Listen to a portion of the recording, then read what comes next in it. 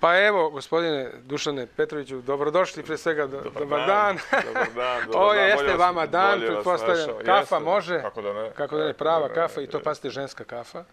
Pa majke mi, to je... Hvala. Ups, za malo da prospem. A pazite, krenulo ovako na vas, to bi onda, što kažu narod, gde krene, to pare idu tamo. Zadržali smo na vreme. Boga mi kako izgleda sa ovim platama državnim. Drago mi da ste raspoloženi. Pre svega vidim u posljednje vreme, gledajući vas i pratići ono što radite, a moj je nekako zadatak, obaveza da to imam u vidu, znači kako se ko osjeća, kako je ko raspoložen, naravno zato što kad ljudi dolaze ovde u ovu emisiju, meni je jako važno da bude, a vi jeste raspoloženi. Radim stvar za koju verujem da ima smisla, tako da to je uvek važno. Sad, znate kako, ja ne znam da li i kako da sad krenemo, odakle da krenemo, ajmo da krenemo od ovog što je sad najaktuelnije, to je, vi ste, kako se to kaže, predsjednik ili vođe ili šef. Sad sam šef poslaničke grupe u Skupštini Srbije zajedno za Srbiju. Pa dobro, znači na čelu ste te grupacije koja će vrlo brzo tako prerasti u nešto što se zove politička stranka. I sada imate već nekih 72 odbora, ako se ne varam, u celoj Srbiji, tako. Ali da čujemo sada od vas, gledaju nas ljudi i preko BN televizije direktno i naša televizija Sky Plus, znači praktično u celom svetu, da skratim priču. Mnogi sada će čuti po prvi put od vas možda o čemu se tu tačno radi, kako je do toga došlo, kakvi su planovi. Pa evo. Mi imamo jednu jasnu politiku. Samouprava, solidarnost i Evropa, to su tri ključne stvari.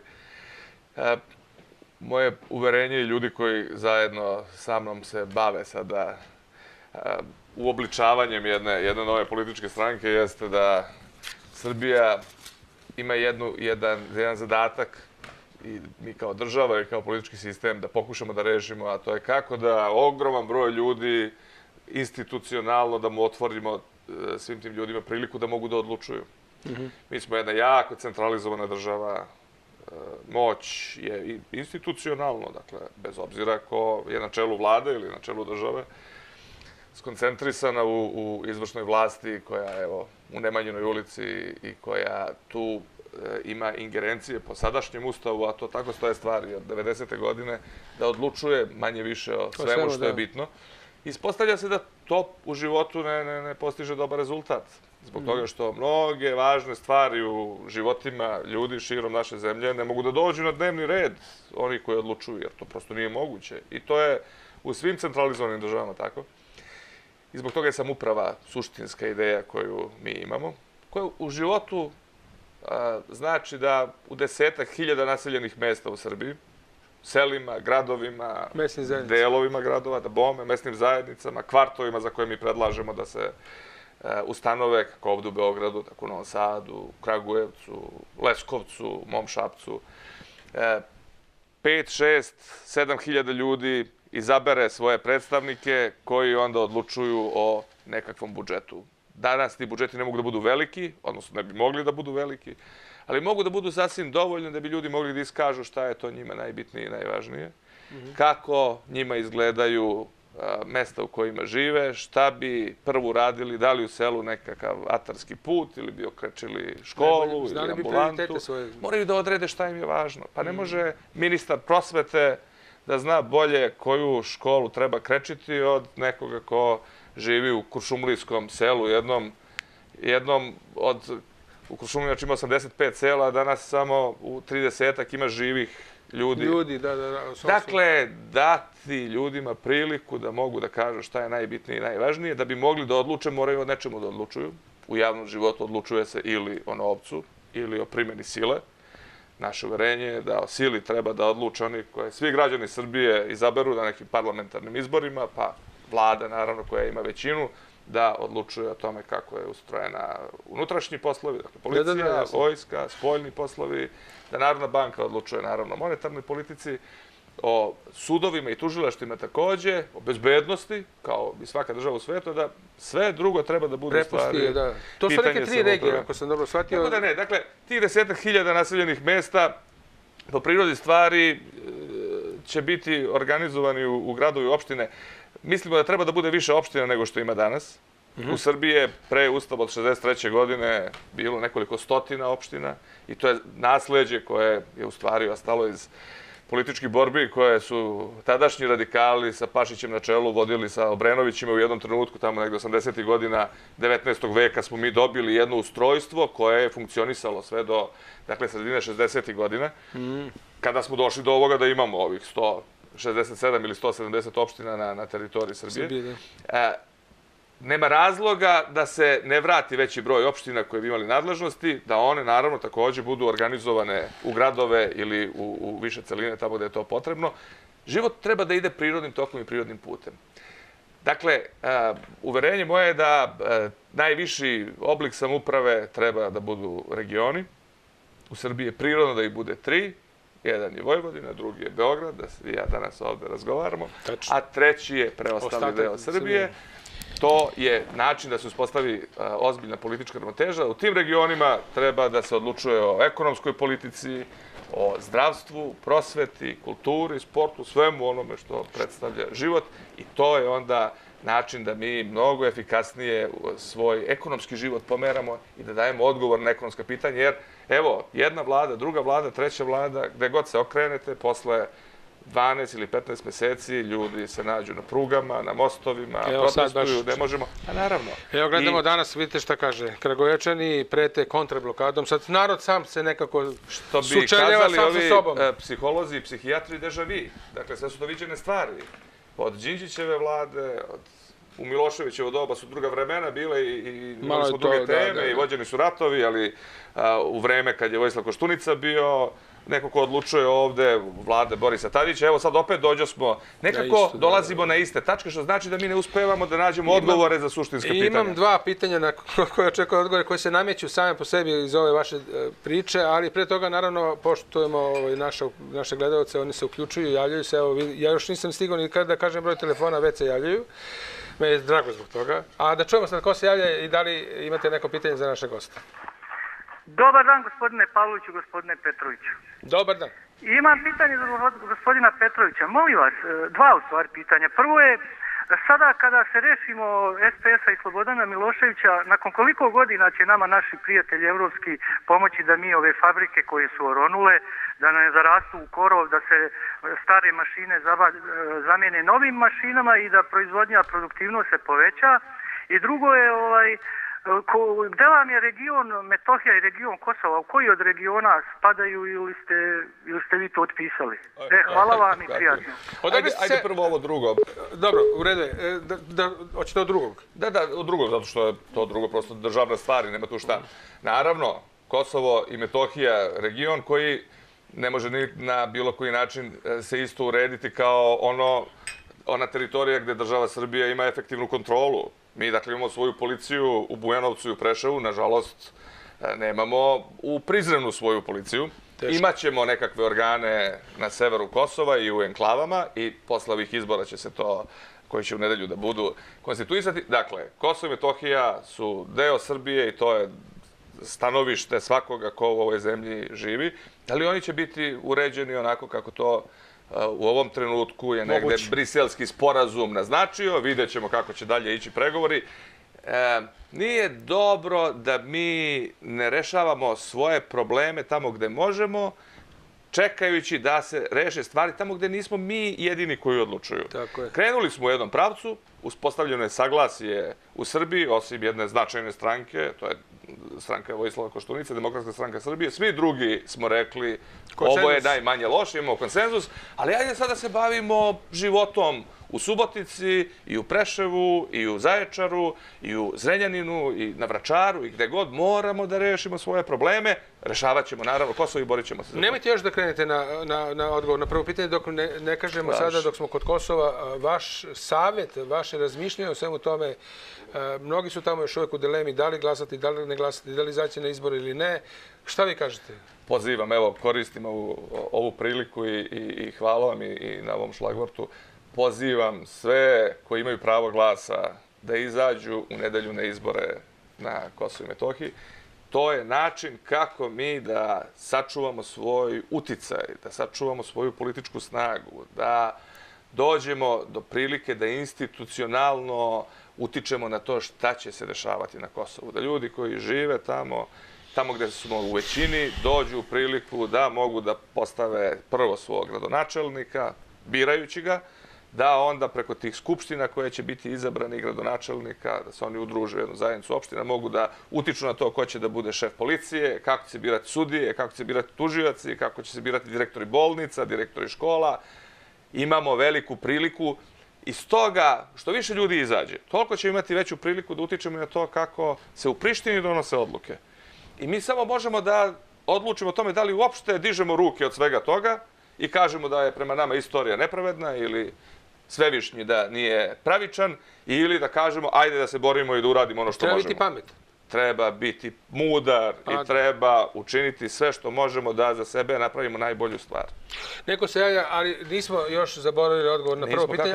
Ajmo samo kratko. Molim vas, svi koji čekate, imajte strpljenje nekoliko sekundi da gospodin Petrović odgovori na pitanje broj 1, malo čas koje je postavljeno. Evropska unija. Neće nama ni zapadni prijatelji, niti Putin, kod koga je predsjednik Nikolić otišao sad, niti bilo ko, niti Kinezi, rešiti naše probleme. I to je važno da mi uđemo sami u uverenje da je naša sudbina u našim rukama. Otvaranje vrata prema Evropskoj uniji je otvaranje šanse. Bolje da budemo deo tržišta od 500 miliona ljudi nego da ne budemo. Jer nećemo moći da opstanemo ekonomski. Evropa ima veliki problem kako da se izbori sa Amerikom na jednoj strani, sa Kinom na drugoj strani, sa Rusijom na trećoj strani. Rusija ima problem, onolika zemlja sa onakvim resursima i gleda šta će i kako će. Dakle, mi moramo da rešimo pitanje svojih fabrika. Mi moramo da rešimo način na koji bolje da funkcionišemo i nadam se da nešto ćemo da kažemo. Nema nikakvog rešenja sa neba. Moramo da napravimo plan. I o tome sam govorio i kada je bila rekonstrukcija vlade i kada je bio budžet i rebalans budžeta. Moramo da izađemo sa nekakvom idejom kako sad da otvorimo za nekoliko miliona porodica jedan jasan plan da će ljudi da vide svaka 3 meseca gde smo stigli, svaki godinu dana gde smo stigli i da onda negde vidimo kako to sve ide. Jednu kratku opasku. Pomenuli ste nebo, a boga mi kad ste vi u pitanju, ni na nebo niste oslonjeni kada je navodnjavanje u pitanju. Pa nisam, naravno. Potom je dobar dan. Ali nije loše verovati. Verovat ću vam i, ali bolje imati onaj sistem za navodnjavanje nego se uzdati samo u nebo. A znate kako je? Ko sam sebi pomaže i Bog mu pomaže. I Bog mu, bravo. Dobar dan, dobrodošli, izvolite. Dobar dan, poštovanje. Takođe. Imam pitanje za gospodina Petrovića. Zanima me ovako njegova vizija o Fondu za razvoj. Jedno pitanje kako je jasno.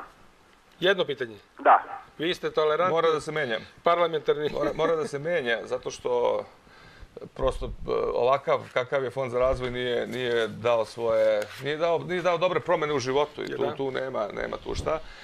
Ruku na srce, Fond za razvoj od početne ideje, ja mislim da je to bilo nekako 2001. ili 2002. To je, Đinđić je bio živ još, od jednog instrumenta koji je trebalo u stvari da radi nešto što rade razvojne banke u Hrvatskoj i u nekim drugim zemljama, dakle da da nešto povoljnije, jeftinije kredite, nekom delu privrede za koji sad naravno vlada proceni da je najvitalniji, to je način vođenja politike. Vremenom se pretvorio u jedan instrument koji je tu manje ili više čak pomagao firmom u restrukturiranju, rešavao socijalne probleme. Prilike su bile takve da to prosto nije moglo da se izbegne. Ova vlada također se suočava sa istim stvarima sa kojima su suočavali vlade u prethodnih 12-13 godina i mislim da je trenutak i prilika, naročito ukoliko zaista se pojavi nekakav ozbiljan novac je od 500 miliona evra pa nadalje, jeste, da Srbija treba da ima instituciju koja je nešto nalik razvojnim bankama u Nemačkoj i u nekim drugim zemljama, koje onda će da daju povoljnije kredite od komercijalnih kredita onim granama privrede za koje donese odluku onaj ko za to je nadležan, ko vodi industrijsku politiku ili vodi generalno ekonomsku politiku, da tu mi imamo perspektivu. Moje uverenje je da je to proizvodnja hrane, pod 1, energetika pod 2 i rudarstvo pod 3. I da mi tu imamo ogroman potencijal i da je važno da na jedan sistematičan način damo podršku tim sektorima. Tu milioni ljudi mogu da u jednom razumnom vremenu dođu do situacije da mogu da zarađuju više. Ne da im država daje nešto više, nego da dođu u situaciju da mogu da zarađuju više. Da oni počnu da pomažu državi. Pa kako ne? Dakle, država nije metafizička kategorija. Država su ljudi. Ljudi koji plaćaju porez, pune budžet. Od budžeta se izdržavaju policija, vojska, profesori, doktori. Sve to. I to je država. Ako grade se putevi, grade se pruge, ako nema budžeta, ako se ne plaća porez, mi nemamo državu. I mi moramo, kao svaki čovjek kad dođe u nekakvu dilemu, da budemo načinjeni sa sobom. Koliko smo mi spremni da finansiramo svoju državu? Znači, ovo je naša vojska, naša policija, naše bolnice, naše škole, nisu tuđe. I da vidimo kako tu stoje stvari. I da se ja vratim na ovu samoupravu. Kad ljudi odluče o tome šta će da urade sa 1000 evra ili 10.000 evra, ovde, recimo u Beogradu, kvartovi, naravno da će imaju veće budžete, pošto je veći porez na imovinu i pa ima više para, da. Ali nema veze. Kad vi odlučite jednom o tome šta uradite sa nekoliko hiljada evra, vi dobijete predstavu šta znači trošiti javni novac. Koliko košta da se iskopa jedan kubik zemlje? Nema veze da li ćete da zakopate vodovodnu cev ili ćete da sredite neki kanal. Koliko košta 1 metar lokalnog puta? Kad znate koliko košta asfaltiranje, vi vrlo lako dođete do zaključka koliko košta kilometar autoputa. Ne treba vam ni ministar jedan, ni ministar drugi da vas o tome obaveštavaju. Vama je to jasno. Sad možete da zamislite tamo gde je 4-5 hiljada ljudi, to je događaj kad se donosi nekakva odluka. S druge strane, to vam je jedini sistemski lek protiv korupcije. Neko me je pitao, hoće to da poveća administraciju? Pa neće da poveća administraciju, neće, smanjit će administraciju. Ali kaže, povećat će korupciju. Moj odgovor je sledeći. Jedino što nije zabeleženo do sad u istoriji je da neko krade sam od sebe. I zbog toga tu je to sistemski lek od korupcije. Ima jedan vic kada jedan lopov vežba, baci kapu pa ukrade. Znate, što radiš, što kaže, pa vežbam. Dobro, ja ne mogu da stignem na red da postavim svoja pitanja zbog vas, ali vi imate prednost i naravno javljate se i dalje. 265-0485 i opet se neko javi. Dobar dan, dobrodošli, izvolite. Dakle, dobar dan, dobrodošli. Čujete se? Halo? Ne znam da li ste me razumeli, ali vi ste sad u programu kogod da ste i odakle god da se javljate. Ne razumete me. Dobro, mi ćemo nastaviti priču. Vi kada budete shvatili da ste u programu, vi nam se javite. Tu je gospodin Petrović, daće vam. Kako da ne. Pa eto. Ajde sad da se ja vratim malo na Zajedno za Srbiju. Ne mogu da se... Sve vreme se trudio da ne zaboravim ono što sam teo da kažem. A to su stvarno... Da tako kažem, iz mog ugla nekoga, ono što pričate sve je stvarno korektno i stvarno je nekako se nameđe kao logično. Ali sad moram da vas pitam, bili ste dugo u Demokratskoj stranci. Sad ćete vi odmah da znate šta vas sada pitam, naravno. Zar nije moglo to tada da se nekako u okviru te stranke, vaše prvobitne stranke, nekako da se takve ideje realizuje, da se predoče, da se realizuje? U čemu je bio problem da vi to tako, verovatno ste slično mislili tada? Kako ne? Kako ne, pa na kraju oko ovoga smo se mi razišli kad je to se sve desilo. Dakle, nismo se mi negde, kako bih rekao, nemam ja lični sukob ni sa Draganom Đilasom, niti sa Bojanom Pajtićem, niti sa bilo kime.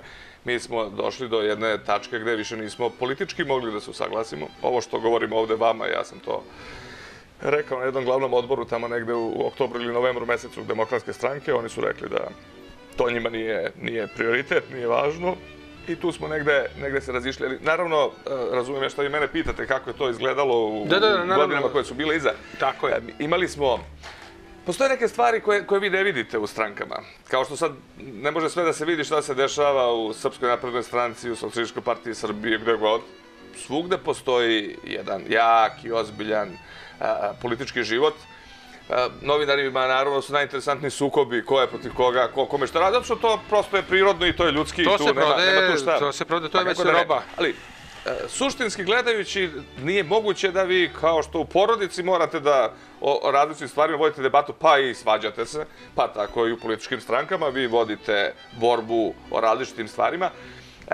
U Demokratskoj stranci sam razne funkcije obavljao i u 2 navrata sam bio ministar, vrlo kratko vreme, ministar pravde sam bio godinu dana, nešto sam bio malo duže ministar poljoprivrede. Kada sam u prilici bio, a onda sam bio 2 ili 3 godine sam bio zamenik predsjednika Demokratske stranke. Dakle, formalno, ne formalno, nego i suštinski sam se starao o dnevnom životu političke stranke. Predsjednik stranke Boris Tadić je bio tada predsjednik države, ja nisam bio u vladi, bavio sam se tim organizmom, ali tu gde god je bilo moguće, ovo sad što je formulisano kao jedna politika u zadatim okolnostima, pokušavao sam da sprovedem u život. I moj posao je bio da u stvari ljudima iz unutrašnjosti Srbije otvorim put i mogućnost da dođu do institucija, do ministara, zamjenika ministara, da se obrate različitim drugim institucijama. Moje iskustvo je izborno ove vrste iz vremena kad sam bio predsjednik opštine u Šapcu 4 godine. Da. Zoran Đinđić je bio predsjednik vlade, bile su velike promene. To moje iskustvo jedino gde sam mogao da završim za grad Šabac za koji sam bio odgovoran, jer sam bio na čelu tog velikog grada, jeste tako što sam imao dovoljno strpljenja da sedim u vladi Republike Srbije pred kabinetom Zorana Đinđića ili pred kabinetom nekih njegovih saradnika, da bih mogao da kažem šta to treba negde, šta ja mislim da treba da se uradi, da bi oni odlučili da se to uradi. I pošto sam imao potpuno jasnu svest kako to izgleda u životu. Dakle, ja sam prosto imao dovoljno volje, imao sam dovoljno uticaja da sam mogao da dođem do Zorana Đinđića. A sad zamislite vi jednog predsjednika vlade koji, evo sad kao što Vučić, on je zamjenik predsjednika vlade, nema veze, ali od tih 170-ak on ima negde 40, 50, 60, ne znam koliko ima gradonačelnika. Demokratska stranka imala 85 gradonačelnika 4 godine. Pa vi ne možete fizički s tim ljudima, kako ćete? Vi ništa drugo ne bi trebalo da radite nego da primate gradonačelnike, da čujete šta oni...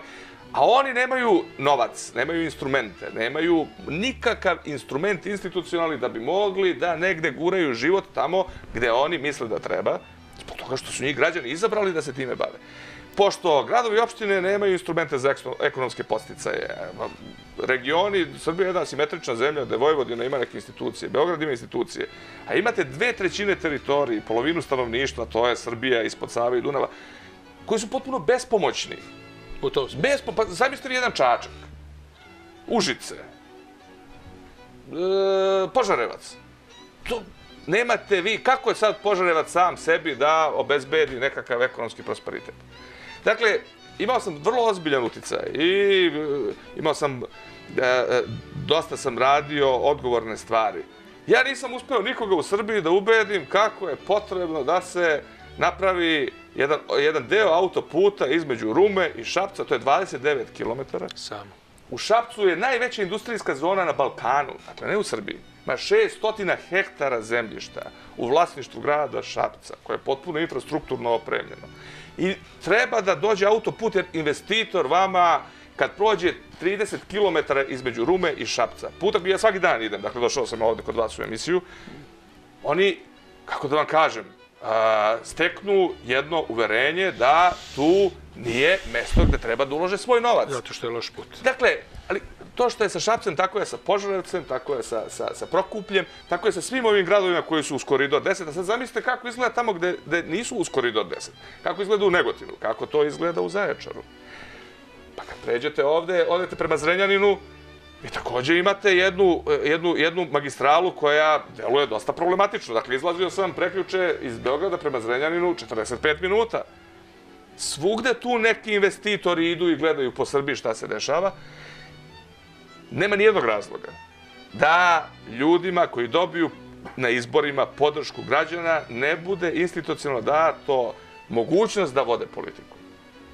Jer se ispostavilo da ovako stvari ne idu. Opet da se vratim na ovaj Priboj i ne znam na Kovin ili na Smederevo, menjaju se vlade, ali mi ne dolazimo do toga da promenimo temu. I mislim da tu imamo jednu veliku priliku i veliku šansu da pojednostavim. Dok milioni ljudi ne dobiju priliku da odlučuju o tome šta je najbitnije u javnom životu. Kad pređemo prag svoje porodice i kad sa svojom decom, svojim roditeljima, svojim bračnim supružnicima, svojim bračnim drugovima rešimo, pa izađemo među svoje komšije, ako ne možemo mi tu da rešimo da li je čistoća mesta u kome se nalazimo dobra, da li treba da bacamo smeće ovde ili tamo, da li treba da sredimo ovu ili onu ulicu, ako gradonačelnik Beograda će da određuje šta treba da se asfaltira na Voždovcu i u Mirjevu, tu sreće nema, da li treba vrtić da bude tu ili tamo, pa to je toliko nelogično i to toliko je protiv života. Da onda nije čudo što mi imamo ovakve probleme. Gospodine Petroviću, vesti, vraćamo se u studio, a vi se latite telefona i dalje, slobodno, tu smo, vi ste tu da date odgovore. Vesti.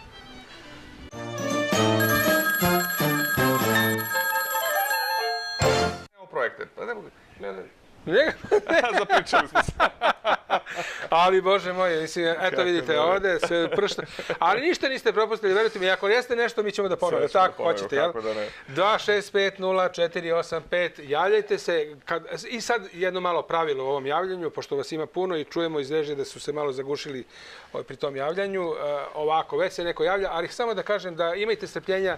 Ako gospodin Petrović kada nešto priča, sačekat ćemo ga da kažem vi tamo koji budete čekali. A ja ću se trudim da budem kratak. Ja ću da vam dajem neke signale. Dobar dan, dobrodošli, evo neko se već javlja. Izvolite.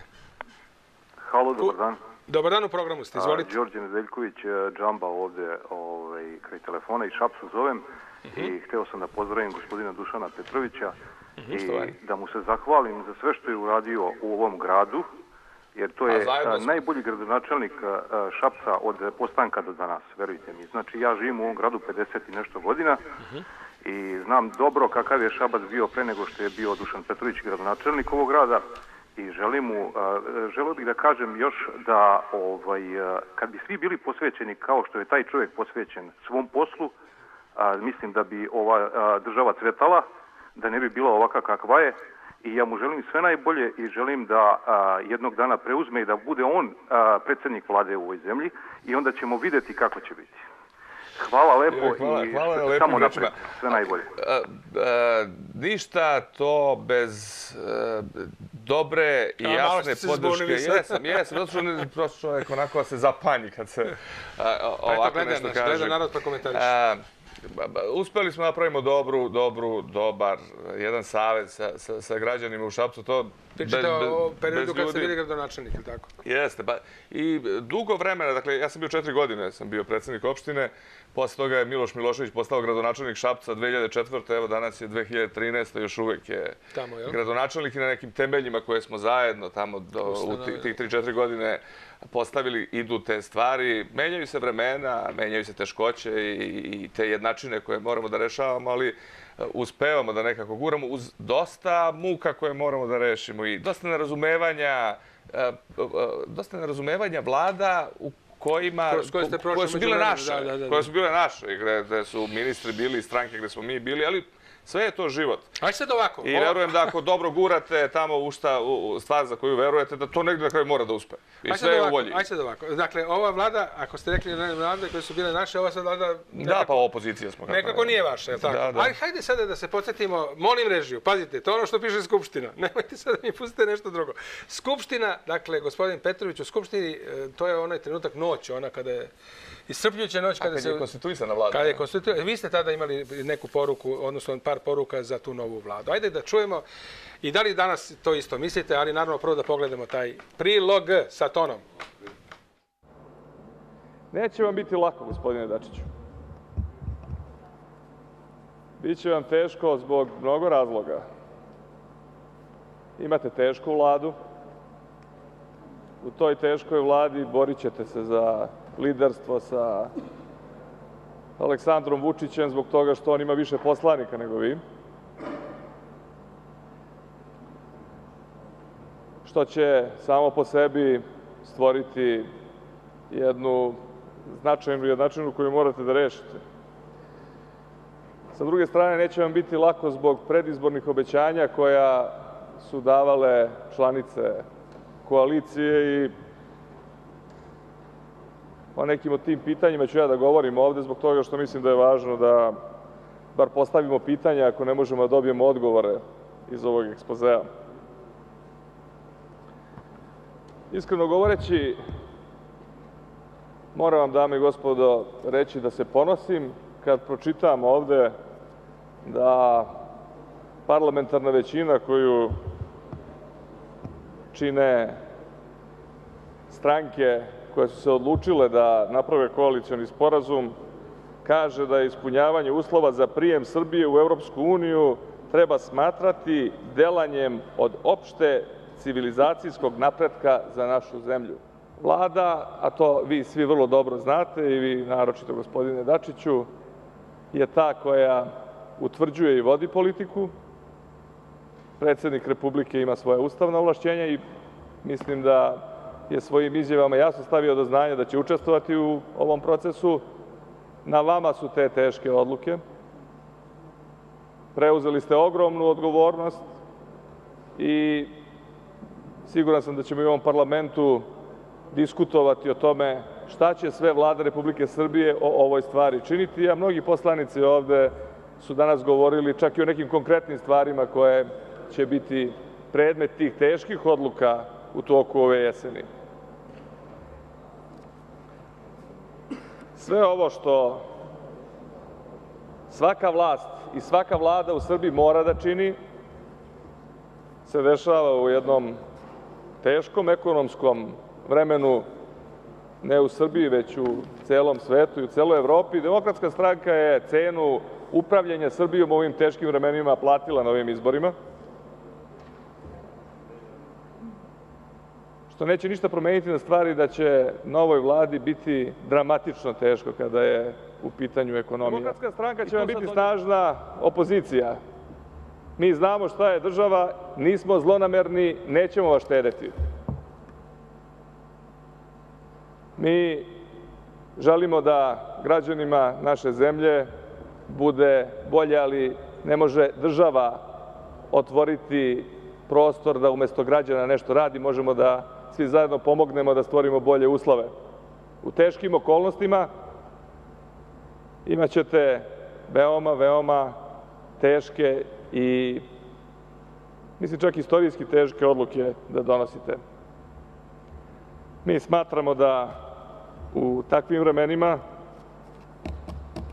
je velika hrabrost da preuzmete odgovornost koju jeste preuzeli i veoma još jednom hoću da naglasim to da u ovih 20 godina smo napravili jedan dramatičan, suštinski nacionalni zaokret, da smo napravili konsenzus oko jednog nacionalnog pitanja i nacionalne stvari, a to je da je za ogromnu većinu građana Srbije ulazak u Evropsku uniju ključna, perspektivna razvojna stvar.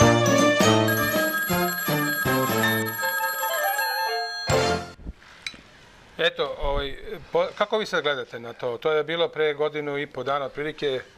Pa eto, videlo se pre godinu i po dana šta će da se desi. I manje više sve sam to rekao tada. I da vladu čekaju teške istorijske odluke.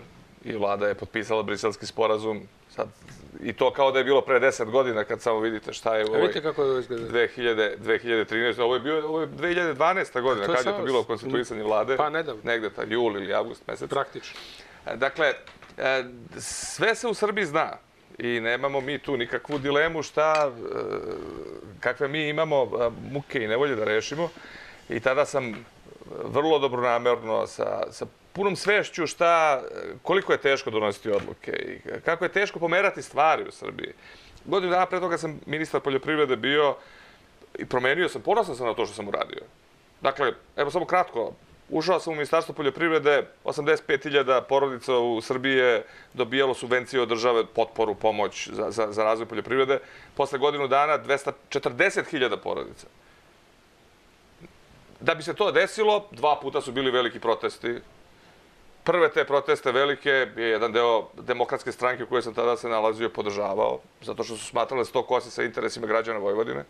Pa su shvatili posle 6-7 meseci da se to ne kosi, nego naprotiv, da je to u interesu građana Vojvodine koji se bave poljoprivredom. Pa te druge proteste Bojan Pajtić nije pomagao, nego je bio na mojoj strani, ali bila je predizborna kampanja, pa onda koalicioni partneri nisu hteli sve da urade što je trebalo. Šta ćeš? Dakle, jednu malu samo pričicu, pa ćemo da pređemo na ove druge stvari. Bio sam na sajmu knjiga u nedelju i dolazim na jedan divan štand izdavačka kuća iz Sremskih Karlovaca. Potpuno sam bio zapanjen šta su sve uspeli da izdaju. I momak koji je na tom štandu radio kaže, gospodine Petroviću, dakle, moram da vam kažem, ja sam mislio pre godinu dana da ste vi najgori ministar poljoprivrede u istoriji Srbije. A sad? Ali biste mogli vi da se vratite sad? Ja sam rekao, pa da vam kažem, morali bi neki izbori da budu prvo. Ali ono što je suština tu, i evo to da ponovim ovde, znači, ti drugi protesti kada su bili tamo negde u samoj predizbornoj kampanji, predlog koji je na stolu bio za poljoprivrednike u tom trenutku je da, recimo, cena suncokreta i cena soje bude najmanja onolika kolika je u Budimpešti na berzi, uz obavezu oni koji otkupljuju i prerađuju soju i suncokret da će još i da daju nešto višu cenu. I to su zemljoradnici, paori su odbili. Ove godine je tema zašto je cena suncokreta i soje niža nego cena na Budimpeštanskoj berzi. Da smo to rešili 2000, to ne bi bila sad tema. I to je Srbija. To je Srbija. Mi ne uspevamo da rešimo svoje probleme danas, sutra ti problemi postaju veći. I tako smo i sa Kosovom došli do ove slave do koje smo došli i sa mnogim drugim stvarima. Gledam u našeg prijatelja Ganušija, imamo nekog povode telefona, imamo stalno, ali kažem, hvala vam što ste strpljivi u svakom slučaju, a sada dobrodošli, izvolite. Sad ste vi na redu. Hvala. Da, izvolite. Ja samo želim da vas pozdravim i prosto jedan komentar imam. Naravno, svi smo mi bili negde uz Demokratsku stranku kad je došla na vlast i vremenom se pokazalo da su zloupotrebljavali svoj položaj i da su vršili veliki pritisak i uticaj na sve institucije u ovoj zemlji. Lično sam pogođena time jer sam majka jednog od momaka koji su u zatvoru zbog slučaja Brisa Tatona. To je bio montiran i politički slučaj i tu se zna ko je sve prosto vršio pritisak da se taj slučaj procesuira, iako nije dozvoljeno bilo u samom procesu suđenja, niti izvođenje bilo kakvih dokaza, niti bilo dokaza da su ti momci koji su procesuirani učestvovali u tuči, niti da je momak bačen, niti da je ubijen. Momci danas trunu u zatvoru. Samo vas molim da završim. A nova vlast ima jedan ispravan stav. Ne meša se u pravosuđe. Međutim, u pravosuđu neke reforme koje su izvršene nisu izvršene do kraja. Naravno, onaj koji je učestvovao u donošenju presude neće sigurno pogaziti svoju reč i da sasluša svedoke koji su verodostojni, koji su dali svoje iskaze, međutim sud i dalje odbija da ovi momci nisu učesnici u tuči i da Bris Taton nije ubijen. Dobro, sad možemo se dogovoriti. Meni je jako žao. Ja se izvinjavam. Ali da damo šansu i drugim gledalcima da... Ja moram ovo negdje da kažem, zato što zbog toga što je Demokratska stranka u ovome toliko učestvovala i vršila pritisak da prosto ne znam koju kaznu oni treba da imaju, a oni se sada bore protiv toga da su oni medijski progonjeni. A imate li, samo vas molim, konkretno... Samo seti gospodin koliko su oni medijski proganjali i vršili pritisak na sve medije u to vreme kada se to desilo. Ja vas molim, gospođo, samo nemojte da me pogrešno razumete. Pobegli smo teme, nama je gost gospodin Dušan Petrović. Imate li konkretno pitanje za njega? Ovo sve što ste rekli u redu, saslušali smo vas. Jeste da je to muka živa, jeste da ste vi majka, jeste da vam je teško u ovom trenutku. Ali, verujte mi, je teško i roditeljima tog istog Brisa Tatona, ali u svakom slučaju to je jedna nemila situacija koja se dogodila. Ako mislite, gospodin Petrović, kao pravnik da vam da neki odgovor u tom smislu, pa pitajte ga konkretno kratko u sljedećih 10 sekundi ako ste tu, ako nije izgleda da ste se vezali. Kako možemo mi da se izborimo sa tom nepravdom? Pa to je to. Hvala vam puno. Prijetno. Ako možemo samo kratko. Vrlo kratko.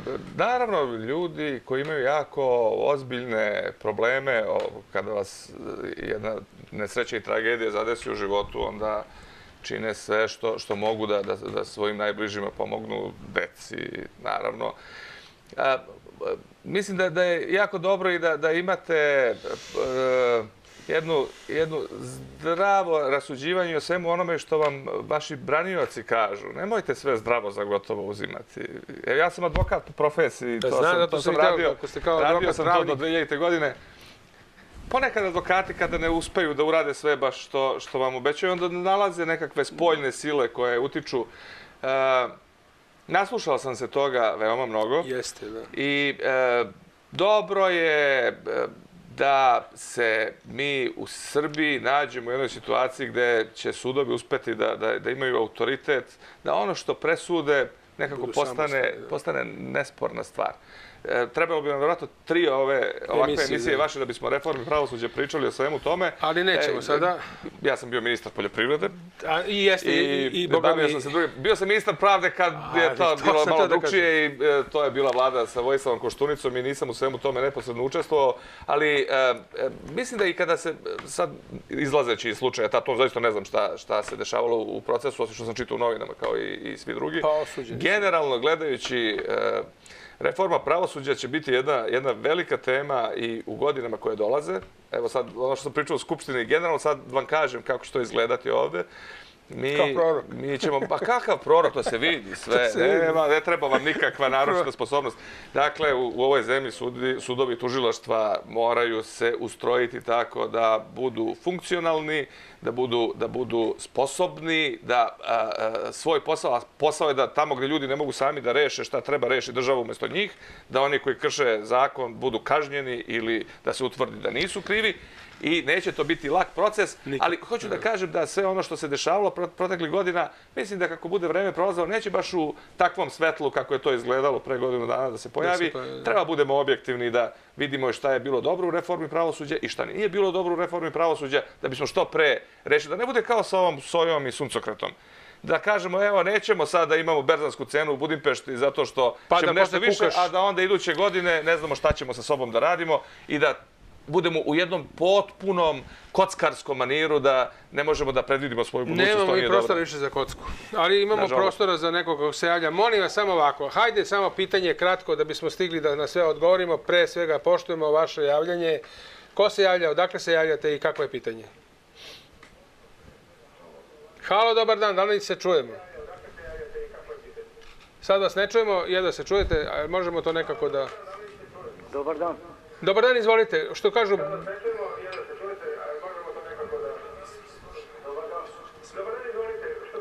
Znate šta, vi sad slušate televizor, a ako ugasite televizor, bit ćemo na vezi direktni, pa onda će sve to ići mnogo brže. Ako možete to da uradite, ako ne, onda nekom drugi put. Jel možemo sad to tako ili ne? Ništa, ajmo ovako, ovo pokušao čovjek da se uključi, ali slušao s televizorom. Dobro, idemo ovako. Susret sa Vučićem je pred vama. Pretpostavljam sa Aleksandrom Vučićem, prvim potpredsjednikom vlade. On je pokazao tu inicijativu da hoće da razgovara, tako da kažem, sa opozicionarima. A light motiv njegove priče u ovom trenutku i obećanje bilo je ekonomija. To je one prioriteti koji su pred vladom, pred njim, pred svima, koji se sada time bave i koji su obećani na neki način. Eto, to je bilo pašao jedno obećanje za vreme kongresa.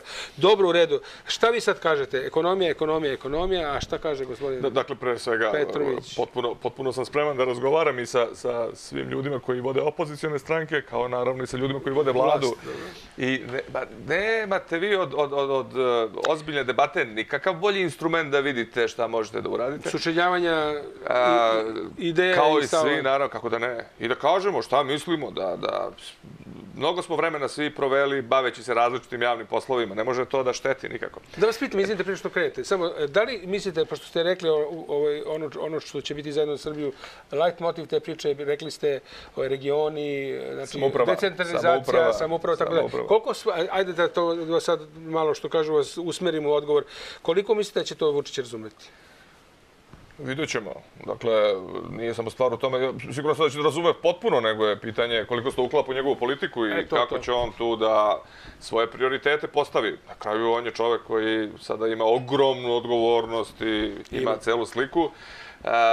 Mi ćemo vrlo jasno u svakom razgovoru sa Vučićem, sa bilo kime ko vodi opozicione stranke, sa ljudima drugim iz većine, razgovarati i reći šta mislimo svakome isto. I kao što to govorim ambasadorima sa kojima se viđem. Nemam ja nikakve drugačije teme u zavisnosti od sagovornika kao i ovdje sa vama. Svi mi čekamo da vidimo šta u stvari je sadržina te poruke ekonomija. I to je suštinski važna stvar. Kada sam davao ocenu o tome šta mislim o merama vlade Srbije, to je i dan danas aktualna stvar, nije samo poslednjih mjesec dana, onda, evo to ću reći i ovdje kod vas, to je stvar koja je matematički usmerena u dobrom pravcu. Zbog toga što mi imamo 8,5 milijardi evra ćemo skupiti od poreza i od svih drugih državnih prihoda, a potrošit ćemo 10,5 milijardi. Dakle, moramo da se zadužimo za ove dve. Moramo pozajmimo pare.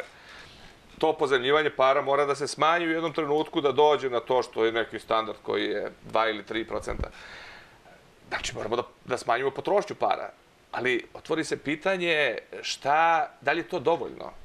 I zato sam kazao, to jeste matematički u dobrom pravcu, ali to nije politički odgovor na našu muku koju imamo. I onda dobijemo ekonomiju. Da vidimo šta. Šta je plan? Moja ideja je potpuno jasna.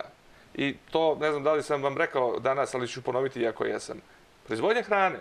Danas proizvedemo hranu koja vredi 10,5 milijardi evra. Poljoprivreda i prehrambena industrija. Potencijal zemlje Srbije je 100 milijardi evra.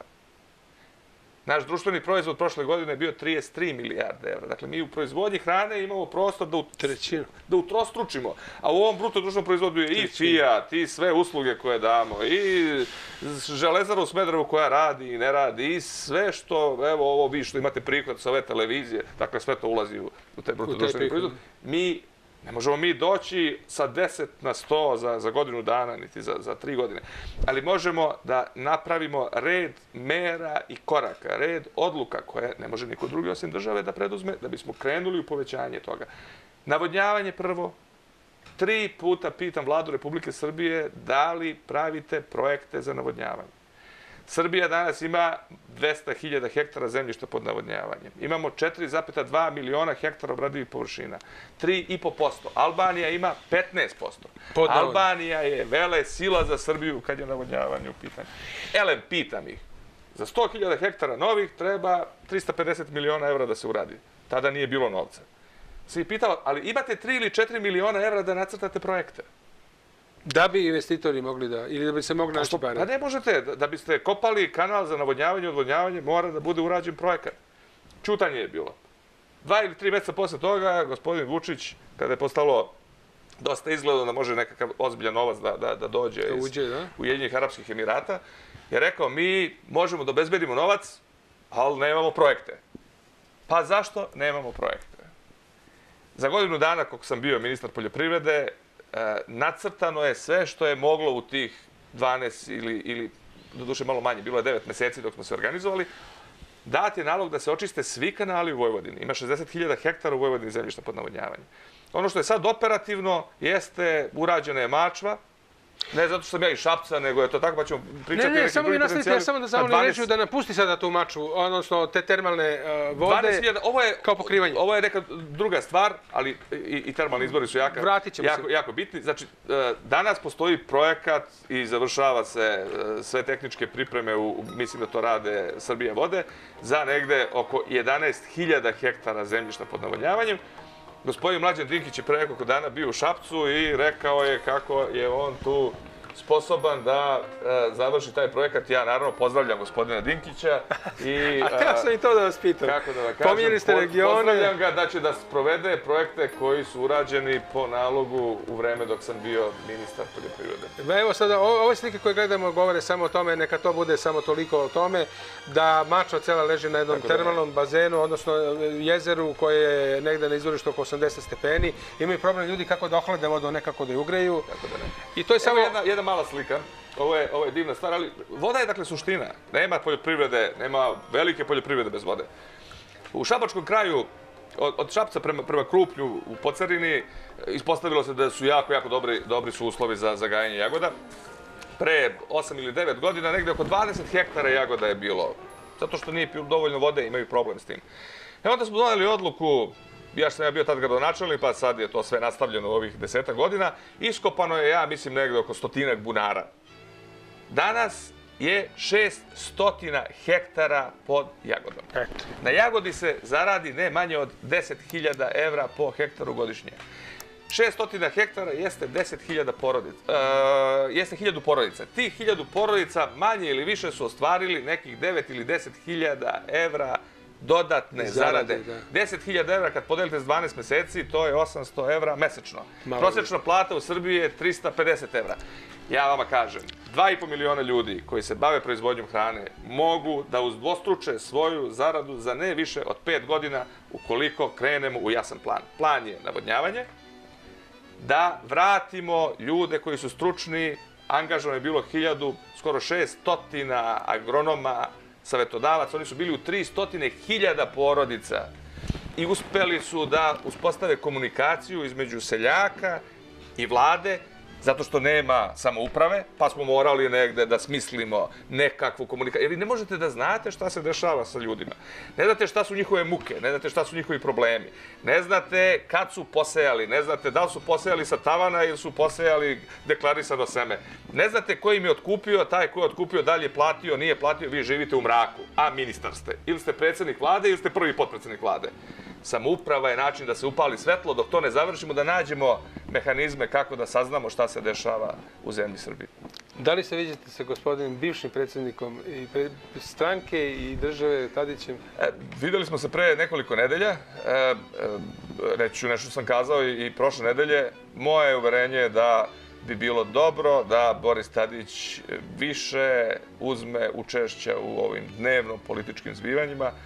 On je, ja nemam nikakav, nemam problem, nego ja to mislim, on je veliki državnik.